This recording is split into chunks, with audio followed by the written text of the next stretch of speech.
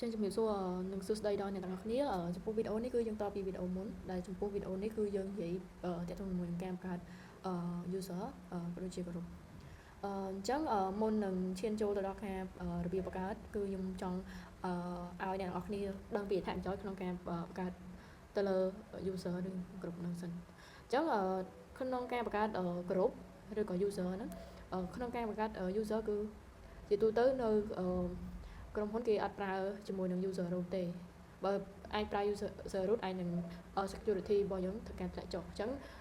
ជាទូទៅគេបង្កើត user root ដើម្បីប្រើប្រាស់ឬងាយស្រួលក្នុងការ control permission ផ្សេងៗហ្នឹងវិញអញ្ចឹងយើងចាប់ផ្ដើមចូលមកកាន់របៀបក្នុងការបង្កើត user តែម្ដងអញ្ចឹងដើម្បីធ្វើការបង្កើត user បានខ្ញុំសូមប្រើ comment user add នេះគឺយើងដាក់ឈ្មោះ user របស់យើងមកអញ្ចឹងឧទាហរណ៍ខ្ញុំបង្កើតឲ្យគាត់ accounting អញ្ចឹងយើងប្រើប៉ុណ្ណឹងហើយយើងធ្វើការset password ឲ្យគាត់ដើម្បី set password បានយើងប្រើ password wd តមកខ្ញុំដាក់ឈ្មោះរបស់ខ្ញុំមកខ្ញុំដាក់ឈ្មោះ accounting ទៅដែរអញ្ចឹងវានឹងឲ្យយើងធ្វើការបញ្ចូល username password ហើយ username password ដូចរាល់ដងអញ្ចឹងគឺយើងប្រើលេខមិត្តសញ្ញាបូកអក្សរទុំអក្សរតូចតាមហ្នឹងទៅអញ្ចឹងឧទាហរណ៍ខ្ញុំដាក់ accounting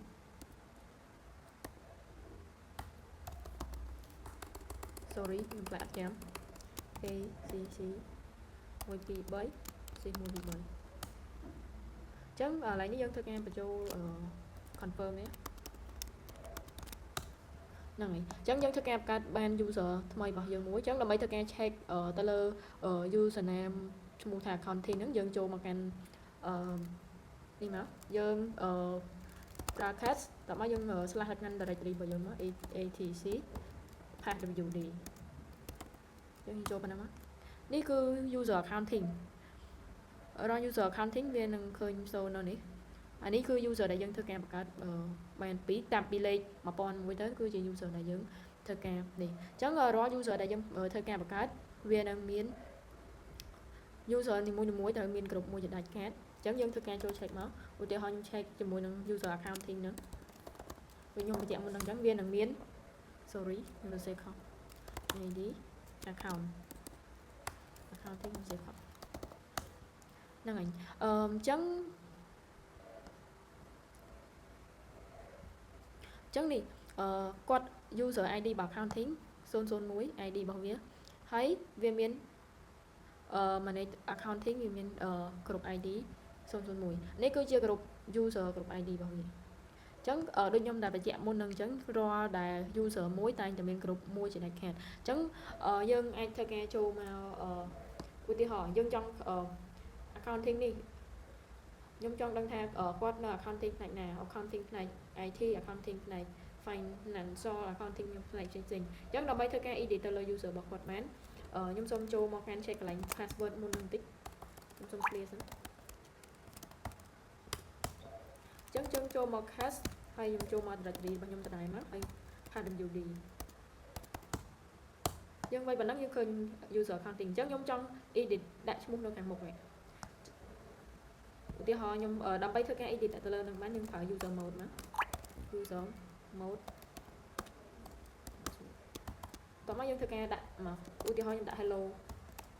welcome account welcome staff ហើយតោះមកយើងដាក់ឈ្មោះ user របស់យើងប៉ុណ្ណឹងឯងអញ្ចឹងយើងធ្វើអាចធ្វើការចូលទៅ check របស់គាត់មកសារទៀតបាន etc /passwd នេះអញ្ចឹងយើងនឹងឃើញមាន username លេខដែលយើងធ្វើការបញ្ចូលមុនណា description ដែលយើងធ្វើការបញ្ចូលមុនហ្នឹងមួយទៀតគឺយើងរបៀបនៅមើលរាល់ password ដែលគាត់ encrypt អញ្ចឹងរាល់ដែល password ដែលគាត់ encrypt គេតែងតែមានកន្លែងមួយទៀតសម្រាប់storeអញ្ចឹងយើងចូលមកកាន់ cache ខ្ញុំសូម clear វាចោលសិន clear យើងចូលមក cache មកយើងចូល etc ទៅដែរយើងចូល directory តោះមកយើងវាយពាក្យថា shadow អញ្ចឹងនេះ user accounting របស់យើងដែលមាន password វាបែបនេះអានេះដោយសារវាជាប្រភេទ encrypt អញ្ចឹងយើងអាចមើលវាបានហើយដឹងថា password វាប្រមាណនេះអញ្ចឹងមួយទៀតយើងចូលមកកាន់កាន់អីបើសិនជាយើងប្រើ user នោះខុស យើងបង្កើត user ខុសយើងចង់ delete user វិញប៉ុន្តែដោយសារនេះខ្ញុំចង់បង្កើត user មួយទៀតដើម្បីទុកជា default អញ្ចឹងខ្ញុំសូមបង្កើត user ថ្មី user add មួយទៀតមកដាក់ថា IT support IT អញ្ចឹងយើងធ្វើការ create ទៅលើបង្កើត password គាត់មកមួយ password IT 123 ខ្ញុំដាក់ password ខុស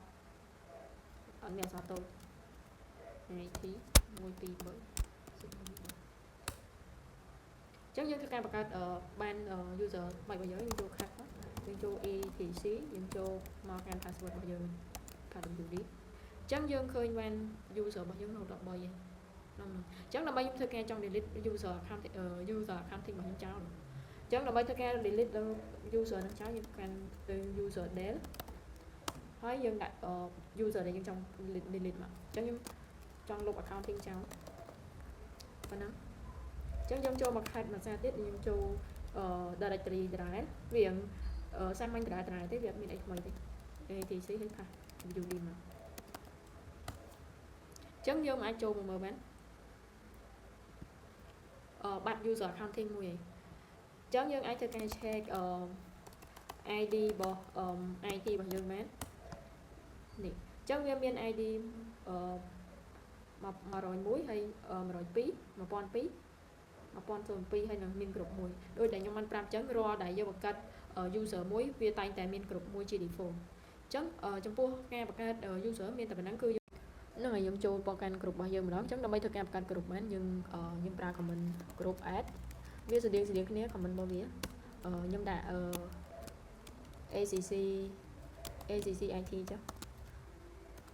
ចឹងដើម្បីធ្វើការឆែកថាយើងនឹងមានក្រុមនឹងនៅយើងចូលមកកាន់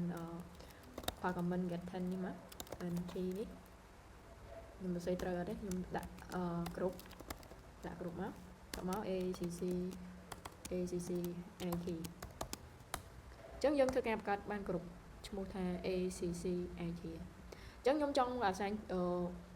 ទៅលើ user ដែលខ្ញុំធ្វើការបង្កើតមុនហ្នឹងអញ្ចឹងខ្ញុំសូមចូលមកកាន់ check user របស់យើងសិនមានអីខ្លះ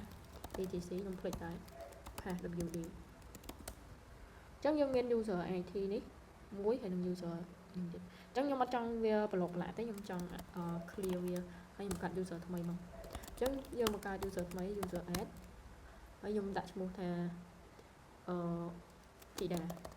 អញ្ចឹងយើងធ្វើការ check ID Tida មើលថាគាត់ user ហ្នឹងគាត់បង្កើតបានហើយអញ្ចឹងគាត់បង្កើតបានហើយអញ្ចឹងខ្ញុំចង់អាសាញក្រុមមិញដែលខ្ញុំធ្វើការបង្កើតហ្នឹង ACC IT ហ្នឹងទៅឲ្យក្រុម Tida ដែលគាត់មាន position ជា ACC IT អញ្ចឹងដើម្បីធ្វើការអាសាញទៅលើអាហ្នឹងបានយើងប្រើ user mode ដល់ AG នេះអាហ្នឹងមានយើង on បន្ទាប់មកយើងធ្វើការដាក់ឈ្មោះ user របស់យើងមកយើងដាក់ឈ្មោះក្រុមរបស់យើងសិនណាអញ្ចឹងដាក់ឈ្មោះក្រុមរបស់យើងឈ្មោះអីគេមុនហ្នឹង ACC IT ហើយដាក់ឈ្មោះuser T ដែរ TXY T ដែរអញ្ចឹងយើងបង្កើតបានហើយអញ្ចឹងយើងធ្វើការចូលមកកាន់ user T ដែរដាក់វិញមក T ដែរនេះអញ្ចឹងT ដែរគាត់មាន position មួយទៀតហើយគឺ ACC IT អញ្ចឹងឧទាហរណ៍ខ្ញុំបង្កើតជាមួយនឹង user ថ្មីមួយទៀតដើម្បីធ្វើការអាសាញការងារឲ្យគាត់ដូចគ្នាអាសាញ position ជូនគាត់ដូចគ្នាអញ្ចឹងឧទាហរណ៍ខ្ញុំបង្កើតឈ្មោះស្រីនិត user add របស់យើងដោយសារ user នេះមានហើយអញ្ចឹងយើងធ្វើការបង្កើតឈ្មោះថ្មី user add ដាក់ Nari អញ្ចឹងខ្ញុំធ្វើការ ID មកយើង check ឈ្មោះរបស់ user របស់គាត់អញ្ចឹងពេលដែលការដំបូងគឺវាមានក្រុមមួយជា default ដែលខ្ញុំបានបញ្ចូលមុនហ្នឹងហើយមួយទៀតគឺយើងធ្វើការអាសាញដើម្បីធ្វើការអាសាញយើងទៅកាន់ user mode ហើយ AG ហ្នឹងហើយខ្ញុំដាក់ឈ្មោះក្រុមរបស់យើងមកអញ្ចឹងមុនហ្នឹងខ្ញុំអត់បានកាត់ក្រុមទេ sorry អញ្ចឹងខ្ញុំកាត់ក្រុម HR មួយក្រុម HR ក្រុម ឈ្មោះgroup add HR ចឹងខ្ញុំធ្វើការចូលមក check ឈ្មោះរបស់គាត់ណាgroup HR ចឹងគាត់ខ្ញុំបង្កើត group HR មុននឹងបានហើយចឹងខ្ញុំធ្វើការ assign HR ហ្នឹងទៅកាន់ user ឈ្មោះណារីចឹងដើម្បីធ្វើការ assign ខ្ញុំប្រើ user mode ដក G ធំនេះហើយតមកយើងដាក់ឈ្មោះgroup របស់យើងចឹង group HR assign ខាងក្រោយគឺឈ្មោះរបស់ user របស់យើងដែលយើងចង់ assign ហ្នឹងចឹងគាត់ឈ្មោះណារីចឹងយើងអាចធ្វើការ check បានចឹងខ្ញុំធ្វើការ check ID របស់ Nari មកនេះចឹងគាត់នឹងបាន group របស់គាត់ពីរគឺ group មួយgroup ដែលមាន ID 1010ឈ្មោះ Nari ហើយ group មួយទៀតគឺ group ដែលគាត់ធ្វើការខែក HR ចឹងតាក់ទងជាមួយនឹងវីដេអូហ្នឹងគឺយើងអត់ទៅវែងឆ្ងាយឲ្យអ្នកនរគ្នា